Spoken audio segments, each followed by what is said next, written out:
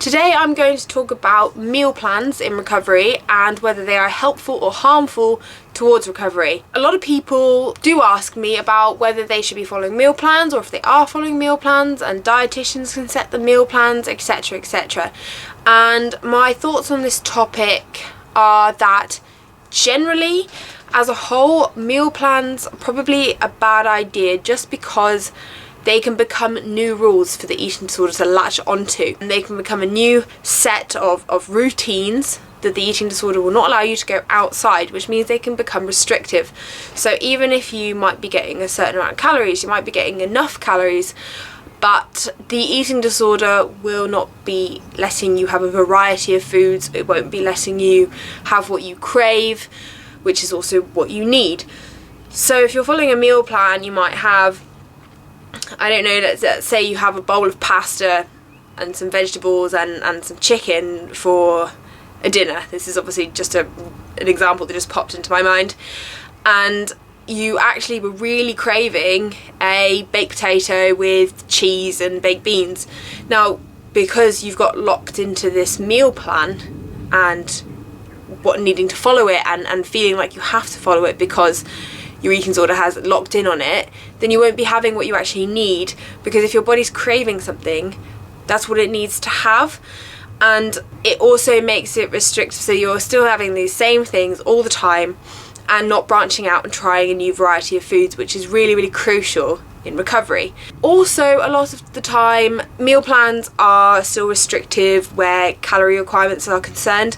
I haven't talked to many people who have said that they've been given a meal plan by a dietitian that actually has enough calories in for somebody for a normal day, let alone actually recovering from an eating disorder. So they're also restrictive in that way. But obviously you can make your own meal plans which have enough calories, but still, again, the restrictive element of actually staying within that meal plan and getting locked into those new rules and routines is harmful to the recovery process. But on the other hand, it can be really useful to those just starting out in recovery who just are too overwhelmed by the choice and just not being able to make that decision about what they're going to eat.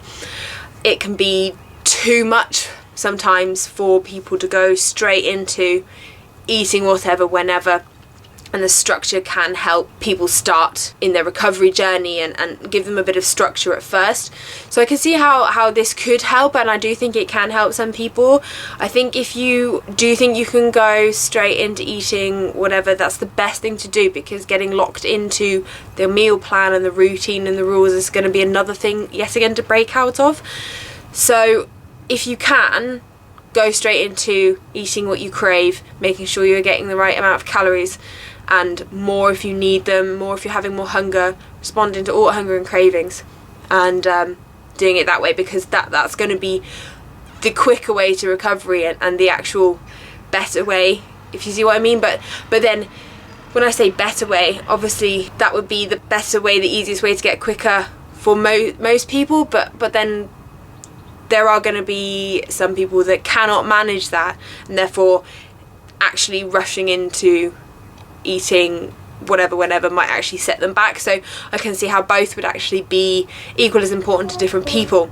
But the end result is that you should be eating whatever you want, whenever you want, responding to all hunger, responding to all cravings, and not getting locked into a specific types of food or certain meals that you can have. You should be able to be having whatever whenever, so there is no rules, no restrictions, no routines that are locking you in to eating disorder behaviour. So that was a very short video, but I think it's important to address because a lot of people do start off on meal plans and then they do get sucked into staying on them and being afraid to break out of them. Also, they seem to feel this kind of loyalty towards the dietitian or whoever who has prescribed the meal plan, and feeling guilt if they go outside of the meal plan, either by eating more or eating something different from the meal plan.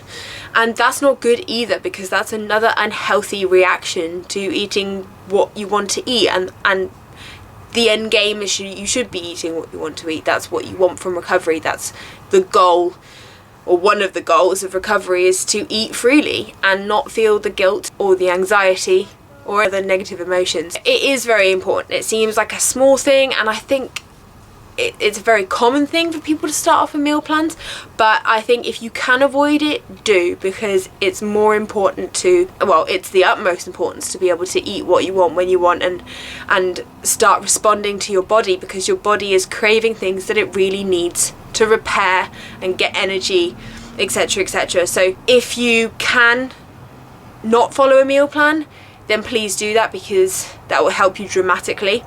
If that feels absolutely impossible, then obviously you can start off on a meal plan, but you will have to then break out of that too, and start challenging yourself to have different things and more things. And maybe you could have a compromise of having a meal plan, but know that you can eat other things if you crave them, and go and have more than the meal plan if you're hungry. That could be a compromise. But obviously people are at different levels in their recovery, they have different reasons for recovery, and that can affect how the recovery goes and where they start off, and the things that are difficult and the things that are left difficult. So yeah, basically the best thing to do would be to respond to your body, to eat whatever you want whenever you want, but obviously for some people that's impossible right at the beginning, but that is the best thing to do. It should be the aim.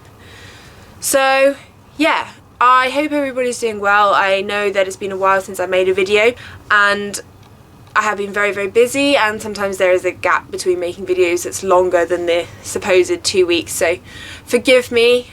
But if you have any other suggestions, please do write in the comments below, or give me a message on my Tumblr, or contact me through my website to give me suggestions for further videos in the future, because I always want to make videos on topics that you want to know about and you want to hear about. So yeah, let me know, please. I would like to enlarge my list, because there's not that many things left on the list that were your suggestions. So yeah, hope everybody's doing well, and I hope it's sunny where everybody is, because it's been really warm today, and it's been quite warm recently, although it did rain the other day. But yeah, I hope the weather's good, that it's making you happier, and I hope that everybody is continuing to feel motivated and inspired towards recovery. So yeah, I will speak to you soon.